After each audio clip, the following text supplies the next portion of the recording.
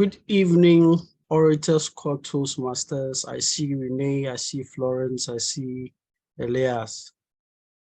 Welcome to our second preparatory meeting. I hope you're all doing fine. Yes, I'm doing well. Awesome. Elias, how about you? Great, Florence. Good evening. We are doing. That's good to hear. And I hope we enjoyed the rains last night, or some of us couldn't sleep when the rain started. Oh, well, I didn't have it. Oh, it didn't rain in Sunyana, Renee? No, I didn't. Oh, too bad for you. We're enjoying some good thunder and lightning over here. It was like an action movie. Really? Some of us, we didn't even know it has rained. Hey, then what it means is that if a thief came to your house and went away with some of your stuff and the thief packed you in a sack, you wouldn't even be aware because you're fast asleep. No, don't worry. I have a protector, and that is his rule. Okay. All right. So we'll begin our meeting, and this meeting is simple. It's just similar to the one we had the first time, which I believe Florence and Elias, you were not on that call, but I believe Renee was. I remember Renee was on that call. What the meeting basically is about preparing towards your speech. So the preparations that go into your speech. Now, for the sake of Florence and Elias, I'll let Renee just give us a recap, just anything that you remember about our first meeting, the requirements and what have you, anything that really impacted you in our first meeting. If you can share that with Florence and Elias, we'll be very grateful so that we can proceed from there. So Renee, I'm putting you on the spot to just give us a summary of what happened in our first meeting. Okay, so the last time we met, the discussion we had centered around how to prepare for the speakathon we were going to have. And one of the things that stood out to me was, I think that's Carl. TM Carl was suggesting to us to have like a bank of ideas so that when you are called to, or when you have to give a speech, you just look through that bank and then you'll be able to come up with a speech that is centered around something that you have experienced, and it makes it easier to prepare or to give your speeches. I think Umaya also said something around him just making his ideas flow, like as he goes around, about his daily life. He just, things that come or things that happen to him, he just sees how he can weave them into the speech he prepares. So that's, well, those are some of the things that stood out to me in our last meeting. So it was useful. Okay, thank you very much for that summary. And Fusia, you're also welcome. We are just talking about what happened in our first meeting, certain things that we learned, and anything that probably impacted you or something that you took home from that meeting. If you'd be kind enough to share with us just probably one lesson you learned from our last meeting, for the benefit of those who were not on that call. So Fosia, if you can hear me, I'll let you share with us what you learned.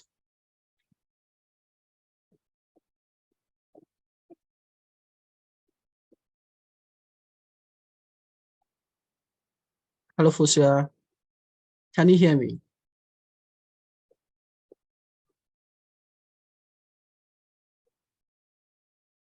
Hello, Fosia, can you hear me? Okay, it seems Fosia is not able to hear me, but I would summarize what happened in our first meeting. So in our first meeting, we discussed preparations towards a speech, and we looked at it in two ways. One was the speech crafting aspect, and the second was how to get a slot for a prepared speech, meaning what do you have to do? What are the requirements before you can come up in front of the stage, come onto the stage and deliver your speech. So I'll take it in reverse order. The things that you need to do to ensure that you are able to deliver your speech is very simple. Just contact your VPE. And once you contact your VP would ask you for the details of your speech, which would be the name of your part, the level you are on, the project, and the speech title.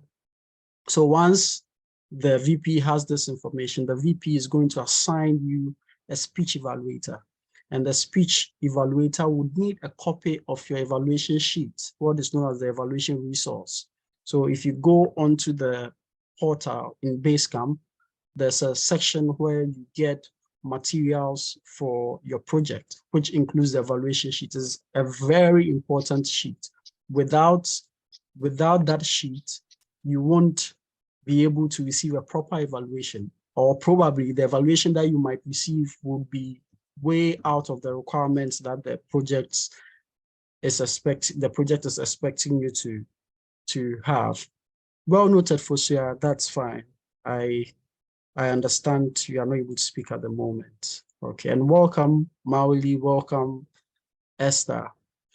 So for the preparation to get a slot, you can also deliver your speeches in other clubs. The procedure is simply the same. Just contact your VP and your VP will book that slot with another club for you.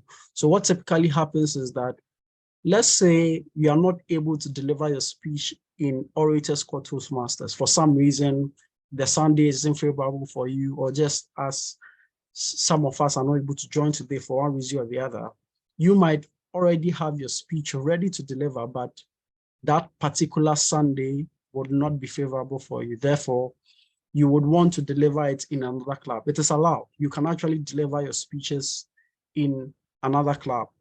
So it's not necessary that you have to deliver all your speeches in Orators Court Toastmasters.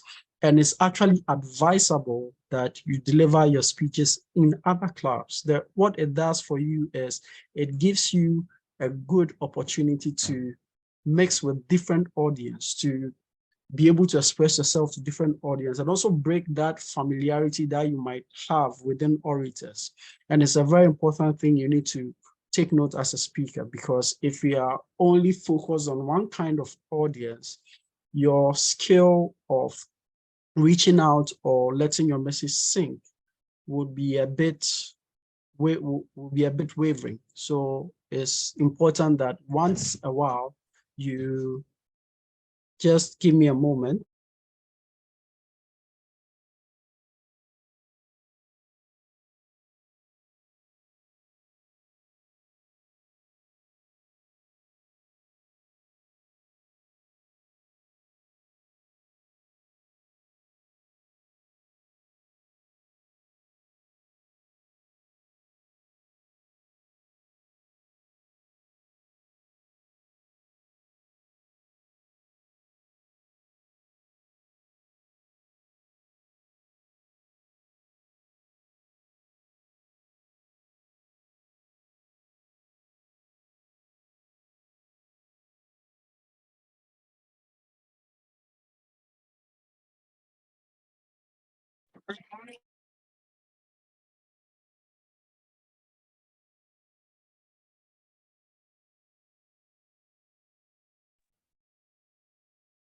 Sorry about that. I'm back again.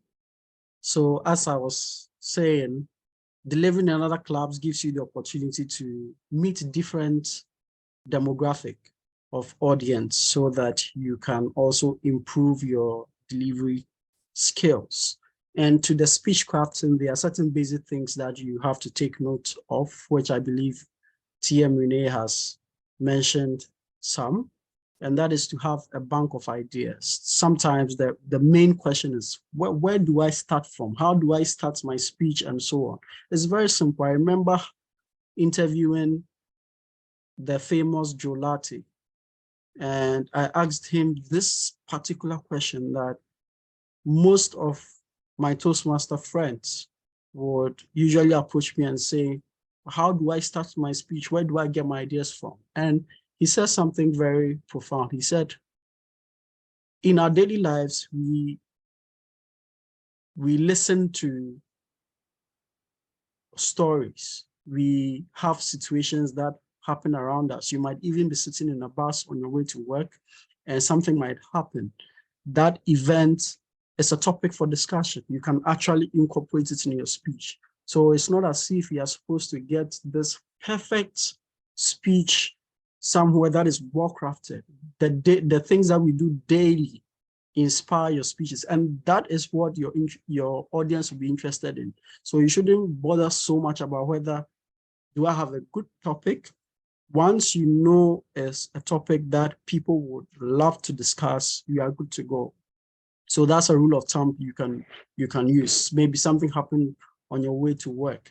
It will interest us to know how you dealt with that situation, for example. So that's one way you can also get ideas for your speeches. And the other basic rule is to have an introduction, your body, and your conclusion. And once you have that, we are good to go. And one thing about your conclusion is you want to make your conclusion a summary of what you've said, and especially give a call to action, because speeches are either to persuade, to inform, or to entertain. Therefore, once you are delivering your speech and you are getting to the end, we need to know what you expect of us. Do you want us to actually support a cause you have? Do you want us to spread the word and so on? So all these are certain things that you have to consider. I believe in our last meeting, we didn't have Elias and Florence on call. And I also didn't see them deliver their speeches. I stand to be corrected, but if Florence and Elias can come on this so that we know the status of. Yep. Confirm. Yeah. Okay. Yeah, Peter, yeah, that's correct. Okay, great. So what it means now is that in our next meeting, you'll be delivering 2 speeches, because that was the agreement, which would be your icebreaker and your write a speech with a purpose. And I think Fosia also has 1 speech to give. Fosia didn't do the write a speech with a purpose. So I want to hear from Florence and Elias, because you probably have had much latitude in, or let me say much luxury with time, because you weren't able to deliver a speech. So I'm sure you've really prepared your icebreaker speeches. What I would want to find out from you is, do you have something in mind you want to share with us? Maybe a difficulty or something that you need some clarification on, especially with your icebreaker speeches. So let me start with Elias.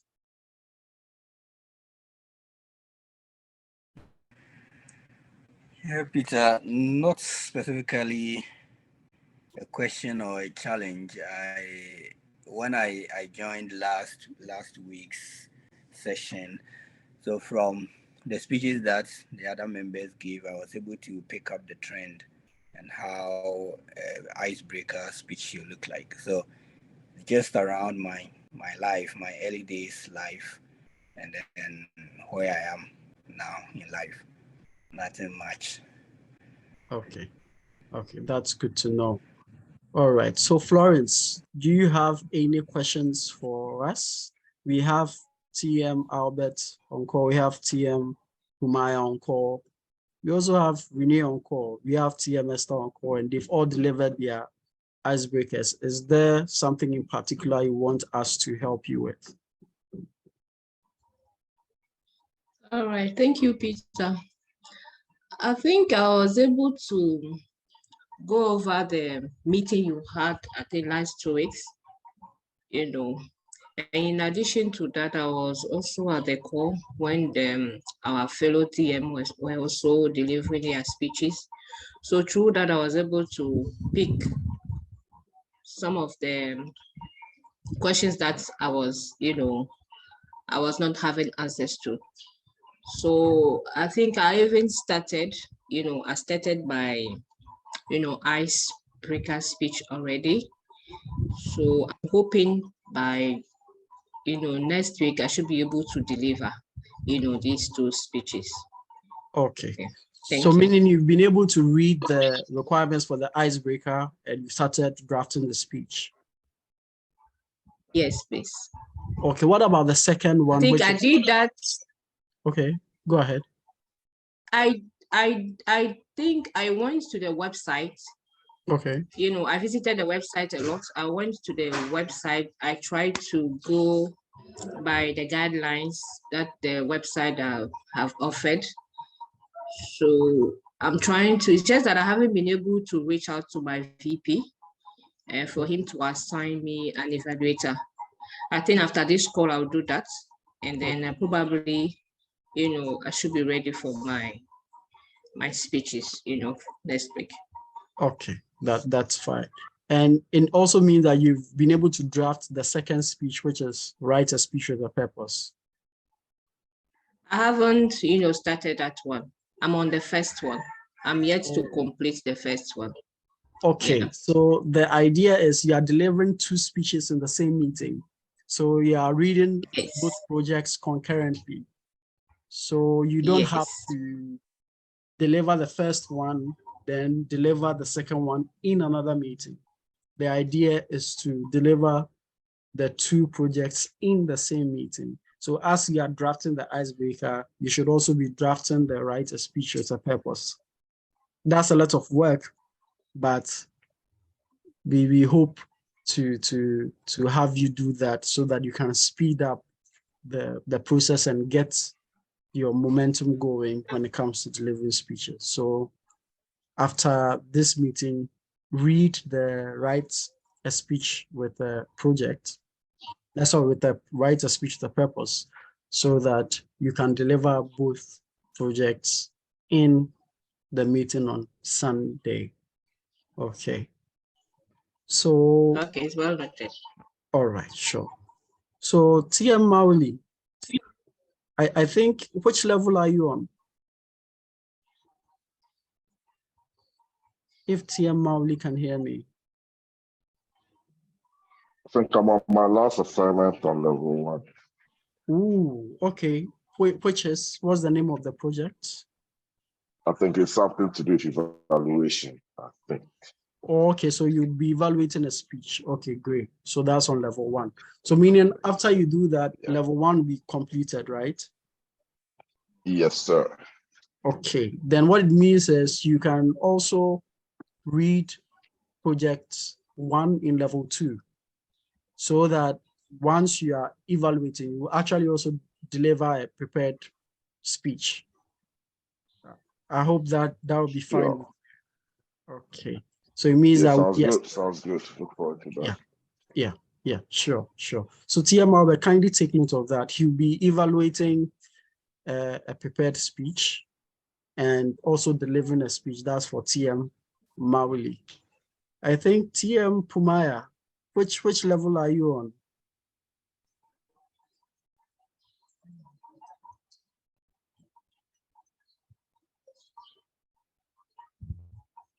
TM Pumaya, can you hear me? All right, I'll come back to you.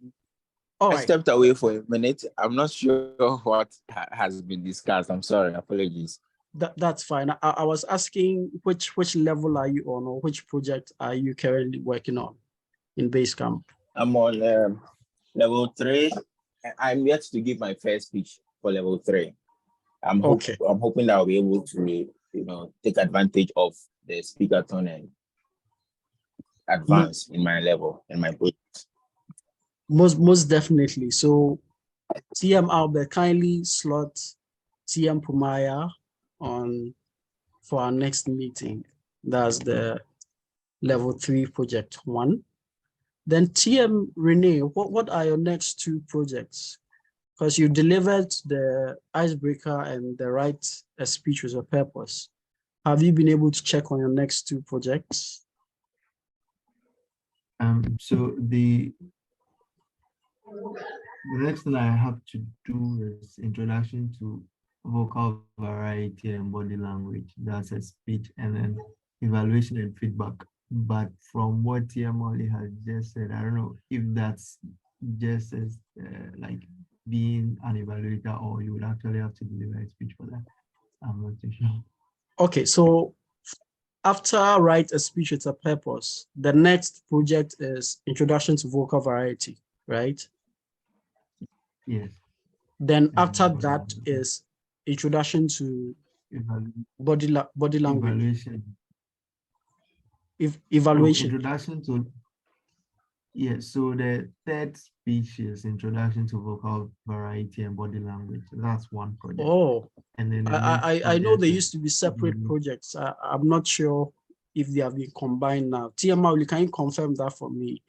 Your vocal variety project, was it in addition with body language? Yes, it's been combined with body language. Yes. Okay, awesome. Then you are right, TM really. So it means that after that is when you do your evaluation, speech evaluation. Yes. Okay. Yeah. Okay. So what it means is you can actually do both in the same meeting. So as you plan for, or you draft your speech for the body language and vocal variety, you also read the project on speech evaluation, which means that you'll be evaluating a speech in our next meeting. I hope that's not too much work for you. Sound like it, yeah.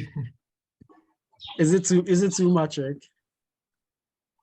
It doesn't sound like too much work. That's the spirit. That's the spirit. Great. Okay, so I'll move on to TM Esther. TM Esther, please, may we know the next 2 projects you are to deliver? Good afternoon. I think I'm on the same level with Renee. Okay. So the variety and the body language or whatever. Okay. Okay. I haven't taken the time to read through or go to the site to see, but I remember Renee is my guide. We are together. Okay, but right. do well to yeah. Do well to read the project actually, because that is. I will do that immediately after this meeting. Awesome. That's great. That's great. And I would give you some tips on that project, because that project is actually looking for something different from our normal style of delivering speeches. In a normal style of delivering speeches, it's usually about the message and what you want your audience to leave with, or it's about a particular topic that you are supposed to focus on and so on. But for body language and vocal variety, your evaluation is going to be based on how well you utilized your vocal variety and also your body language. This changes the dynamics of you drafting your speech, because if you draft your speech and your message is so good, but you are not able to deliver a speech that uses or employs a lot of vocal variety and body language, then it means that you weren't able to deliver the purpose of the project. So what I would advise, or what I do usually when I come across this project, is when you are drafting your speech, think about the reactions that your audience will be showing, or better still, think about how you would act out what you are talking about. So focus should be given to, should I slow down at this point? Do I want my audience to be scared when I say this? Once you are able to ask all these questions, it becomes very easy to act it out. And for this particular project, you have to practice. If you do not practice, trust me, you are going to wing it. So once you are done drafting your speech, then you take your time to actually practice delivering your speech to an invisible audience. But the idea is to ensure you are using a lot of vocal variety. And what vocal variety simply means is the change in your voice, whether it is the tone, whether it is the speed, whether it's the rhythm, and so on. And changing these actually have an effect on your speech. It's similar to what you would have in storytelling. If you've ever listened to an audiobook, you realize that the narrator actually emphasizes the emotions behind the words so that it doesn't sound monotonous like a robot. So that's what that project is about. And to the body language as well, you need to accentuate your points with actions. And if you need to use props, use props. It really helps a lot. So if you are crying, or there's a portion in the speech where it's a sad moment, we need to see that. We need to be able to feel that. So you need to show that on your body. And for those who will be doing speech evaluations, you can easily watch the evaluation speech contest, Toastmasters evaluation speech contest on YouTube, just to get a lot of tips on how most evaluators will go about delivering their evaluations. Toastmasters is a platform where you learn. So even though you might feel, oh, I'm just completely in level 1, who am I to evaluate someone? Don't let that bother you so much. Just think about how well you are able to give good feedback. So you giving good feedback, I don't think it has anything to do with your experience. It rather has everything to do with your listening skills. So during evaluations, make sure you listen, and based on the evaluation points or purposes on the evaluation sheet, you deliver according to that. TM Albert, I almost forgot about you. I know you are the VP, so you've been busy here and there. I don't know which level you are on, but would love to hear you deliver a speech. Or you wouldn't want to deliver a wonderful speech for us. I'm not sure TM, our fellow TMs have heard you deliver a speech yet. I start to be corrected, but you have to deliver a speech. You have to deliver a speech. So TM Albert, what do you have for us? Which level are you on? Right, I'm on level 4. I'm on level 4 of my presentation mastery. So I've given 2 speeches on level 4 so far. So I'm working on my elective projects. That's what I'm working on. Okay. And have you selected an elective project already, or you are yet to? Yeah, I'm yet to activate the one that I would prefer. The second elective project that I want to do.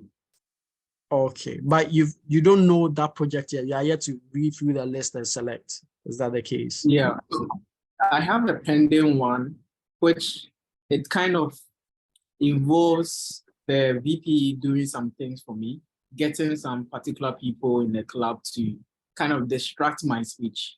Okay. Yes, and I thought it wise if that could be done in person. So I've scheduled a meeting with either Joe Latte or Accra Toastmasters. I might have it in person then. Yeah. Okay. So that's depending on. Okay. So from that, you move to level 5, correct? Yeah. Okay, so if possible, you can also start reading the level 5. Just so that you don't while away time with waiting for the in-person. Or do you have a particular date you are going to deliver the in-person speech? Yeah, I am planning between the week coming after this week, right? Okay. So that week, I'm selecting a date to do that. Okay, that's fine. So you can also read the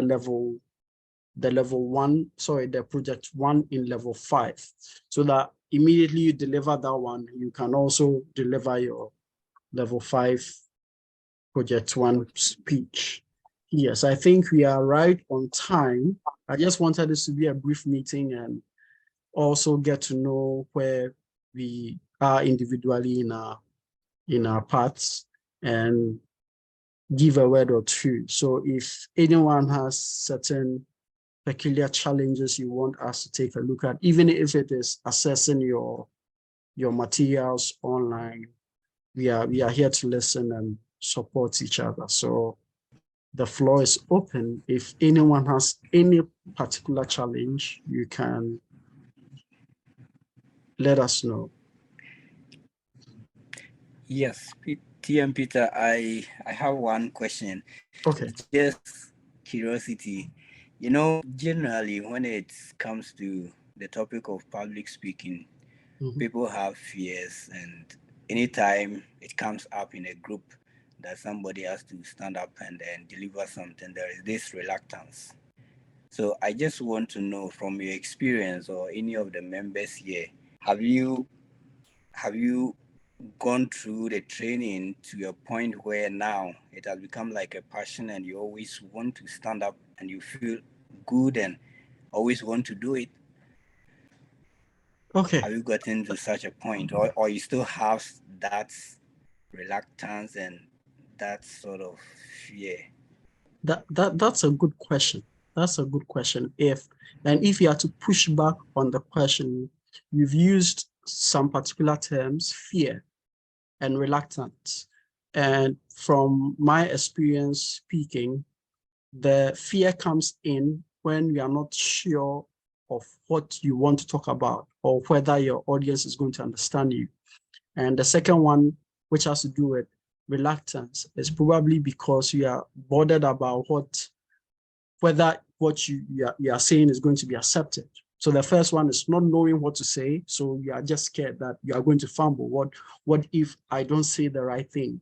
Then the other part is, what if I actually make a mistake or my audience do not accept what I have? But the general feeling is anytime you are asked to deliver or do something, your body naturally reacts to that opportunity, and you are either going to be ready or you are going to sort of cower and not bother about it. It all depends on you.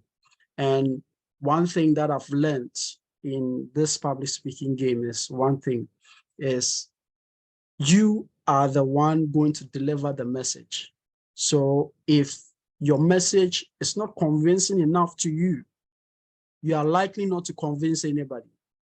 The best speeches you ever hear in Toastmasters are the speeches that people have put their time, their heart and soul into. You realize that the speech is part of this person. A typical example is DTM Papa Arkest. If DTM Papa Arkest is speaking, you might wonder where he gets his words from, where he gets his topics from, but it's from his experience, things that he loves doing, things that he loves talking about. So if you do love something and the message you are given is something that is dear to you, you are definitely going to do a good job. However, it does not take away the fear and the reluctance, because there may be some dynamics involved. But the bottom line is that leaders are speakers, and speaking is something that frees you.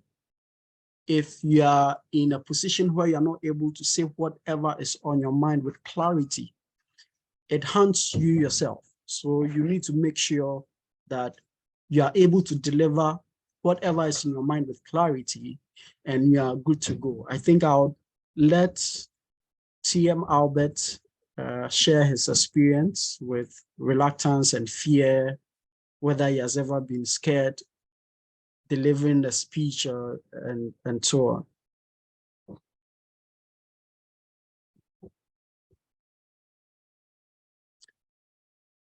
Right. So thank you very much, TM Peter. For me, when it comes to preparation to speeches, there is definitely that element of fear. Recently, I've been working on something when it comes to speaking, my public speaking.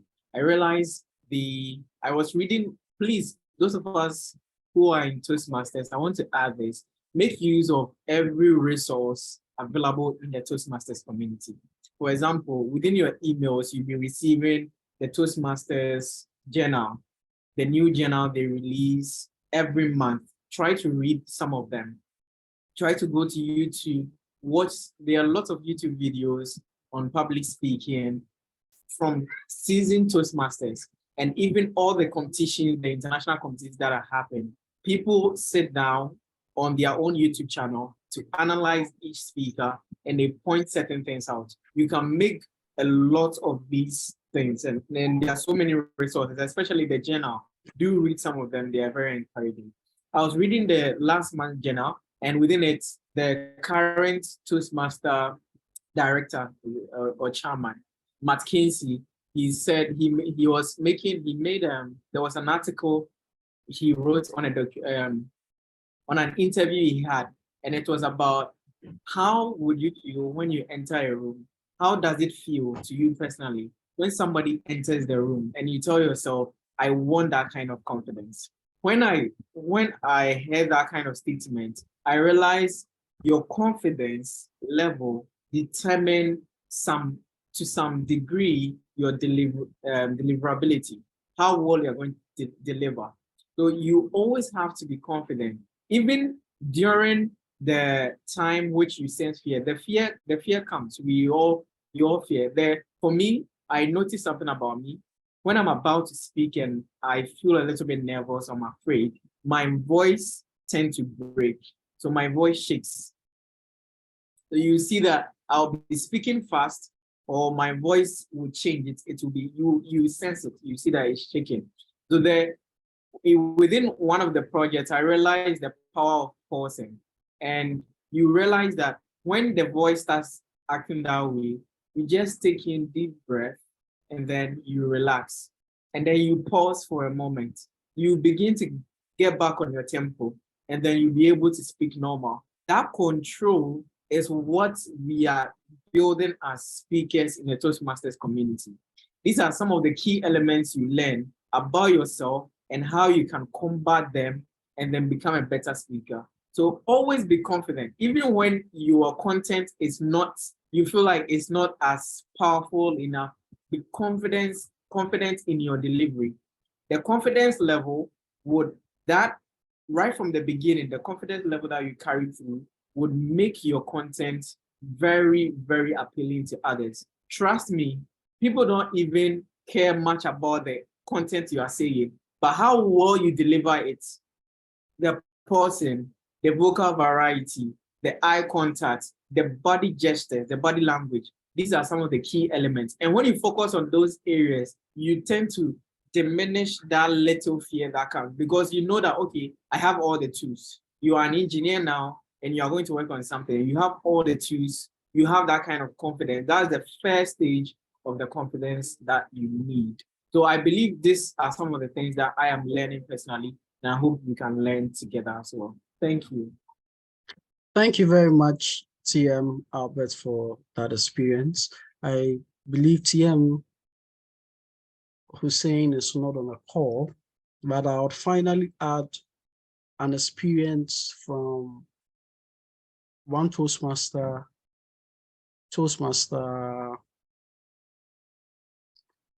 Ivor. Ivor is an old man, and what I mean by old is Ivor is old. So think about the oldest person you know, and probably add 10 more years to that. That's how old TM Ivor is. And TM Ivor is a Toastmaster who is always present in meetings, delivering at least 2 roles. He's usually evaluating a speech and also playing a role, usually of a grammarian or a general evaluator. Now, what that does is that it gives him that added experience of knowing exactly what or how people sound when they give speeches, and he uses that to better his speeches. So he's always participating in speech contests. Every speech contest, you find Toastmaster Ivor there. And guess what? He's a dual member of 2 clubs. He was in Busy Speakers at the same time in Toastmo the Park. So he has that opportunity to always speak on his feet. And even if he makes the mistake, it is a platform to make the mistake so that you can get corrected. So when you see him delivering a speech contest speech, you might wonder, how does it do it? Where did he get it from? And the body language and vocal variety that some of us will be handling in our next speech. He does that so effortlessly. He's so conscious of that fact because he has incorporated everything he has learned along the way. So even though he has been with Toastmasters for a long time, he's still in there because the very little things that you might overlook, the difference between your speech that you believe is the best because it has the best message, and his speech that only has probably one message, a very simple message. His delivery style is what does the work for him. So you also have to be conscious of the things that you learn along the way. So when you receive an evaluation, don't throw it away and just say, oh, okay, I've heard you, that's it. You need to incorporate it in your next speeches. You need to be very conscious about that. So I, for one, when I started out as a new Toastmaster, I piled up all my evaluation sheets. I still have them, I can show them to you. And what I do is before I draft my next speech or project, I would actually pick my evaluation sheets right from the icebreaker until the project I'm doing and read all the evaluation points that my evaluator gave me, just to make sure that I don't repeat a mistake. So if I've seen a particular trend in my evaluation that, Peter, you talk too fast, or Peter, you are not giving a call to action to your audience, I make sure that in the speech that I'm drafting, I actually give some call to a call to audience to action over there, or I try and regulate my pace. So you need to take evaluations seriously. You need to be conscious of that fact. You need to measure yourself against the evaluations that you see, and that will do the trick for you. I'm hoping this is enough to help you, TM Elias, with your question. I don't know if you need some more. Yeah, well answered. Thank you. I appreciate all the insights that you've given yourself and TM Albert. Thanks a lot. You're welcome. You're welcome. Thank you so much as well. So I believe we are armed with the necessary tools to deliver our next speeches. And without any further questions, I would like to thank everyone for making this meeting a success, and good luck with preparing for our speeches, and see you on Sunday for our final Speakathon. Thank you so much. And the link for this recorded meeting will be shared tomorrow, latest by tomorrow, so that we can revisit certain parts that we want to have more clarification on. So with the permission of our VP, I would call this meeting to a close and enjoy the rest of your day. Thank you.